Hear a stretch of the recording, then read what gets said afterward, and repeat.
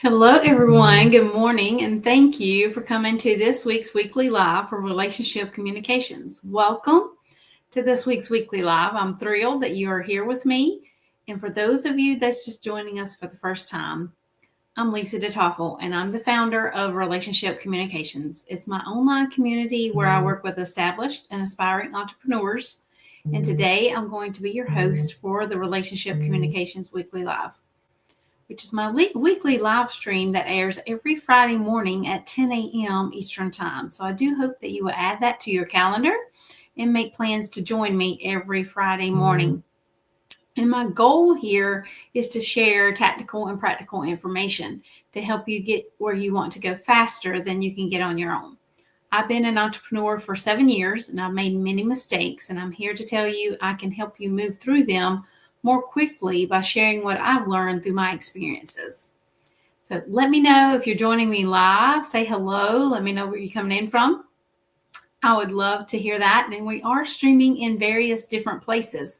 So if you are joining me today on YouTube, please do go ahead and hit the subscribe button and ring the bell so that you can be notified every time that we do go live. So today we're going to be talking about the value of templates. These are so important when you are a business owner and you do a lot of the same things on a regular basis within your business. But before we dive into that, I want to introduce myself a little bit for those that may not know who I am. So I was a preschool teacher back in 2017 and 25 years prior to that. And I had always dreamed of working from home. But I had been through 2 messy divorces and been a single mom twice, and it didn't seem possible at the time. So I was the breadwinner of my household and a little scared to take that chance and go out and do anything on my own. Then I met my husband in 2012, and that is when I could possibly see my dream coming true. However, it was not an easy task. There was many different aspects that went into play, and I actually started a training program to actually learn how to be a virtual assistant in 2018, which also showed me how to start my own business. And so by the end of that program, I had a couple of clients and have continued to grow my business, and now the Tiger Eye Solution team that was established in 2021 every single year. So my life does look a little bit different now than it did back then. This is my family, my husband, Jeff, my children, Caleb, Matthew, and Alyssa, and my grandchildren, John Price, Hattie Joe, and Anakin.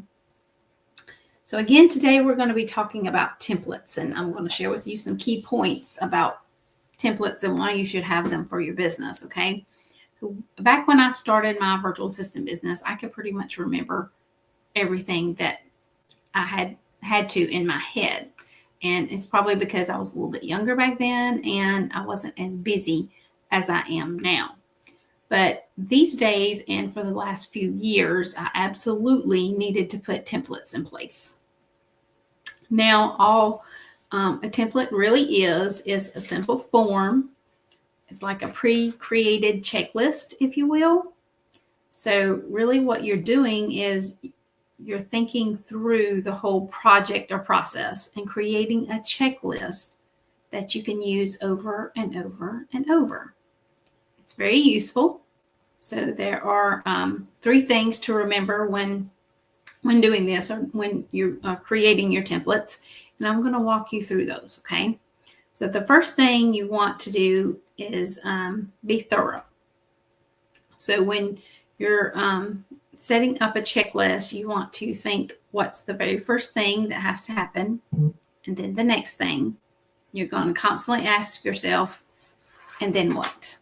And then what? Right? All the way through to the other side of the project or process. And in terms of also cleaning it up, there are some things that you need to do to clean it up after the work is done as well. So you really just want to be thorough, okay? Or cleaning up could be like the final pieces of the project or process that you're making the template for. And one of the reasons I love templates is because it's very rare when you're in a project that you'll take the time to figure out what's missing. There might be a mistake, you make along the way and you say, oh my gosh, I needed to add this, or I forgot to do this, right? And so, you might want to go back and add that to your checklist for sure. But to really sit down with a clear space in front of you, clear your mental space and think about the whole project. That's very valuable, right? So you want to definitely be thorough. You want to think small too. You really want to think in granular points of what has to be done. So you could make a template that says create an email newsletter. And that could be like the to-do part, the action part, if you will, right? However, the value is in the thing, like add text to MailChimp or Constant Contact, whatever platform you use to create your newsletter. Send a test to myself, a check test to check it and make sure everything reads smoothly, spelled correctly, all the things.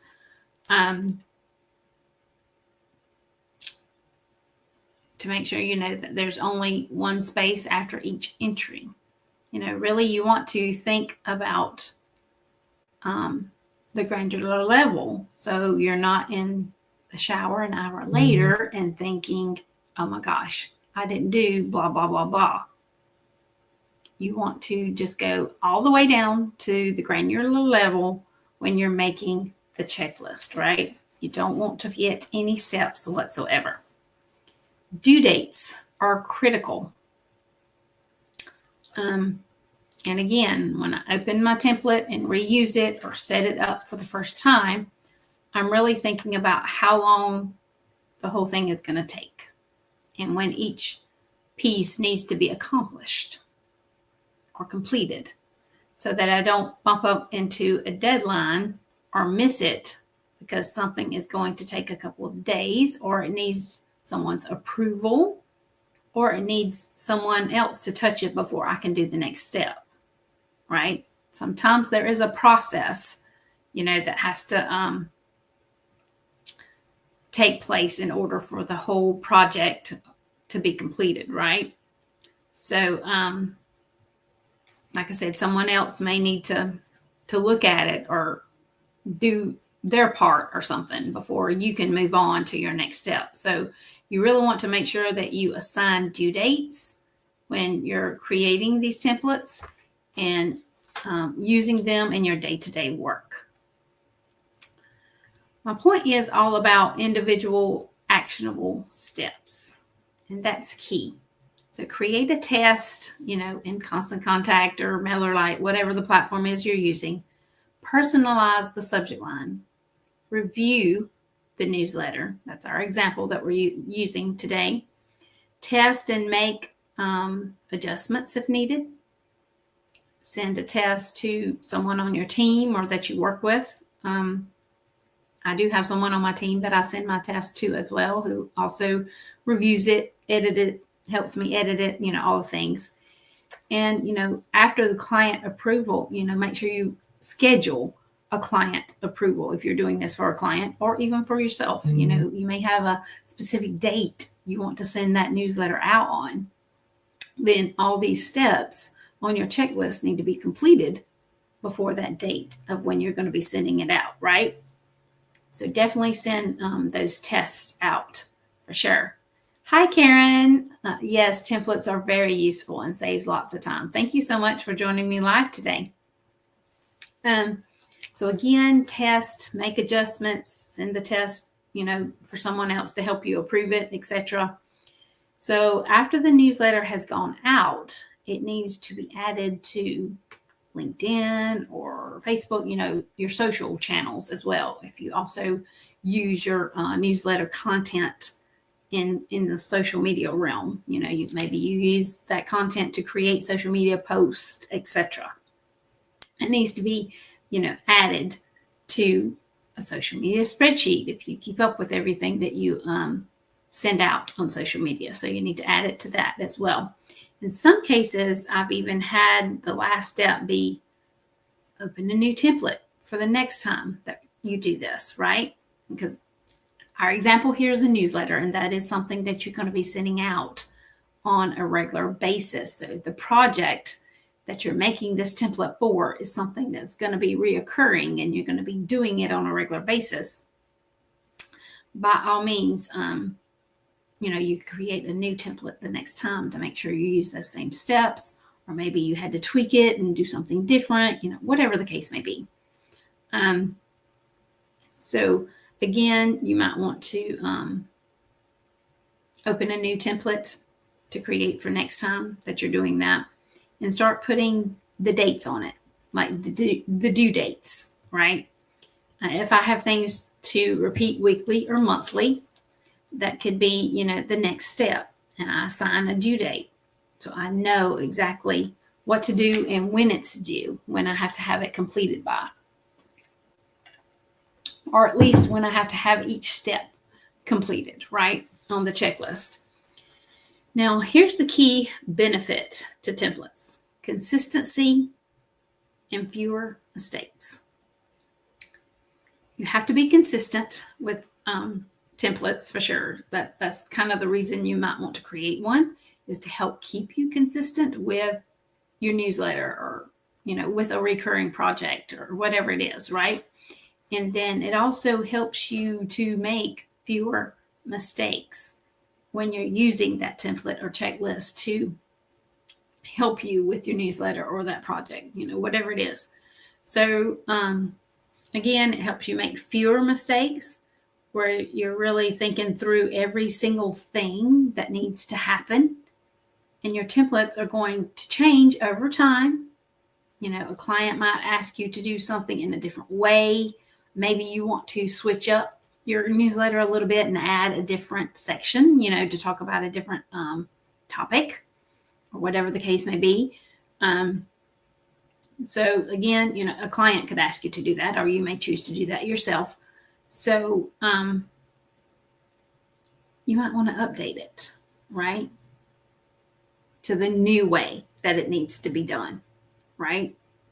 So lots of things can change in templates, but as soon as you see yourself going on script or off script, whatever, that sort of script or checklist per se, I want you to take the time to adjust the template, or a mistake. If a mistake is made, go back in your checklist.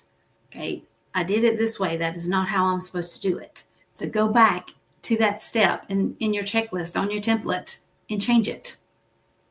This is the way this needs to be done instead, because it worked better, or the client liked it better, whatever the case is. So again, make sure you go back and adjust whatever might need adjusting on your template or on your checklist, so that, you are being consistent, and that you're going to make fewer mistakes by following this checklist each and every time you do your newsletter or do XYZ project, whatever it is. And I want you to make sure that you add a step, and so that you don't make any mistakes again. If there's a step that needs to be added or corrected, like I said, whichever the case may be, make sure you do go back and do that, because you don't want to miss anything, right? Okay, this is the way I did it this time, and it worked so much better. So let me document this, take off one step that didn't work this time and put in a new step, whatever that looks like for you as you're creating your newsletter or working on the XYZ project, whatever it is. So I hope this information was helpful for you today, talking about templates and how they can be very useful for you in your business as you're, working on projects for yourself, for your business, or, client or customer projects, etc., whatever that looks like for you in your specific business. Because templates can really be a game changer. It can, make things so much easier especially if it's something that you're doing over and over and over again, right? Like a newsletter. Because most people send newsletters out monthly, bi-monthly, so that is something that's going to be reoccurring, right? Maybe your bookkeeping, something of that nature is also reoccurring. So maybe you can make a template and write down those steps of how you do whatever in your bookkeeping, right? So if you have any questions about anything I shared today, please do reach out. And I would also like to invite you, if you're not a member already, to the Relationship Communications community over on Facebook. You can go over to Facebook and just type in Relationship Communications, and it should pop up. It is a free group to be a part of. Please come over and join us. We do have various different lives like this throughout the week. We also have a networking mixer once a month. I think our next one is going to be on October 29th, if I'm not mistaken. Let me double check that. Yes, October 29th at 6 p.m. in the evening, 6 p.m. Eastern Time. So I do hope you'll put that on your calendar, make plans to join us and come network with us, meet new people. I have been doing a lot of networking lately. Actually, I think I have one to attend today. I've at least attended 3 to 4 maybe this week already. And it's so amazing to meet all these new people. They're interested in getting to know you. They're interested in building a relationship with you. Whether or not they're actually a good fit to be your client or customer, you could still refer each other. I get referrals coming in, guys, all the time from the different people I know, the different people I have in my network, etc. So this is very, very important reoccurring tasks that you need to add to your monthly and weekly schedule for your business, because it is a wonderful and great way to grow your business for sure. If you have any questions around networking, let's schedule a conversation. If you haven't had a one-on-one coffee chat with me, let's get that on the calendar. I will make a post about the networking event in the group today, and also share a link to my calendar for you to be able to schedule a one-on-one coffee chat with me. Hope everyone has a great weekend, and I will see you again soon.